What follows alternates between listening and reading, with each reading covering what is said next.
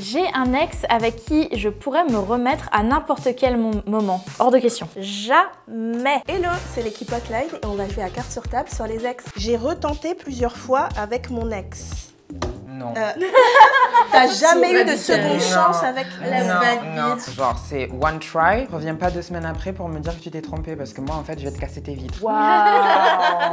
Ça m'est arrivé une fois de larguer un gars, dans toute ma vie, et qui me supplie de lui redonner une deuxième chance. C'était la première fois que ça m'arrivait, j'étais en mode bah oui bien sûr, qui suis-je? Enfin évidemment. Ensuite j'ai vu bah non, ça marchait pas, que en fait je l'avais quitté parce que je l'aimais pas assez et qu'en fait j'avais pas envie d'y retourner. Quand je romps avec quelqu'un, je me dis c'était bien quand même. Et est-ce que je trouverais mieux après? Et tu te rappelles de ta vie de célibataire et tu te dis oh, c'était la galère pour trouver ne serait-ce que quelqu'un de potable. Nous les meufs, on a tendance à faire un listing de ce qui était positif chez les hommes.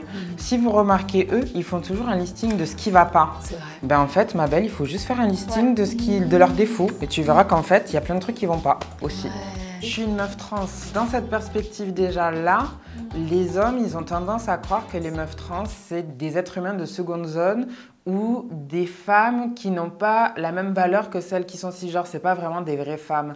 Donc, on a plus tendance à vivre des expériences amoureuses qui sont tragiques. Donc, au bout d'un moment, je pense qu'il faut prendre la décision de se protéger. Et c'est là où moi, je coach mes petites sœurs qui sont trans aussi dans leurs relations en leur disant « Écoute, ma belle, il n'y a pas de prince charmant pour te sauver. Sauve-toi toi-même. » Et en fait, dans cette dynamique-là, si tu es bien avec toi-même, tu vas attirer des gens positifs et forcément quelqu'un qui va être positif autour de toi. J'ai un ex avec qui je pourrais me remettre à n'importe quel moment. Hors de question. Jamais. Il y a un mec, vous savez le truc genre si ton ex revient, frappe à la porte et dit on se remet ensemble, eh ben, il y en a un. J'aimerais vivre cette histoire, Naya. Moi, j'en suis sûre qu'il y a encore un truc à tenter, quoi. Avec cette personne? Ouais.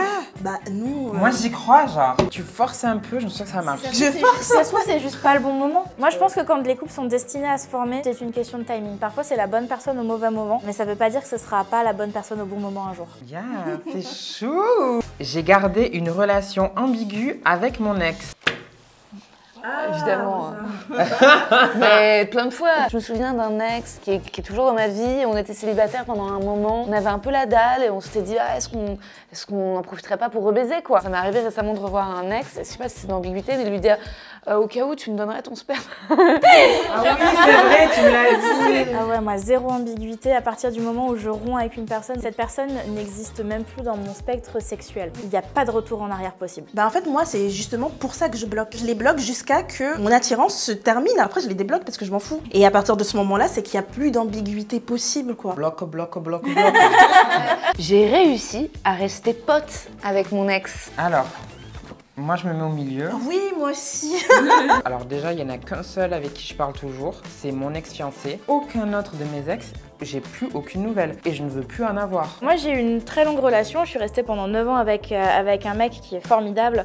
Et juste, on s'est séparés en fait parce qu'on n'avait plus les mêmes envies dans la vie. Mais on est resté en très bons termes. On a conscience que pendant 9 ans, on s'est aimé à la folie. Mais que tout cet amour n'est pas parti, c'est juste transformé. Et je suis très heureuse d'avoir pu garder cette amitié avec ce mec-là. Waouh.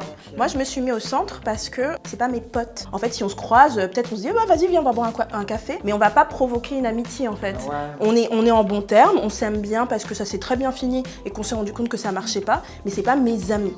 Moi je deviens souvent amie avec mes ex et même je considère que si je baise avec eux c'est beaucoup plus facile de devenir amie. Enfin tu vois en fait pour moi ça crée un terrain d'intimité où ok bah maintenant en fait on se connaît, oui j'ai un ex Joachim on se fait dessiner, il me raconte ses trucs, je lui raconte mes trucs. En fait c'est comme si parfois de baiser ça enlève toute la pression, la potentielle séduction. Ça a eu lieu et maintenant résultat on peut être vraiment potes. Je me demande s'il faudrait pas baiser avec tous ses potes. Je suis souvent tombée sur des hommes qui avaient souvent des situations financières plus importantes que moi et compagnie et ils en jouaient sur ça malgré tout. Et moi je veux pas me reposer sur ça aussi, de me dire que j'étais dépendante et de couper net avec ça, c'est aussi reprendre une possession de moi-même pour me dire bah, je me débrouille toute seule.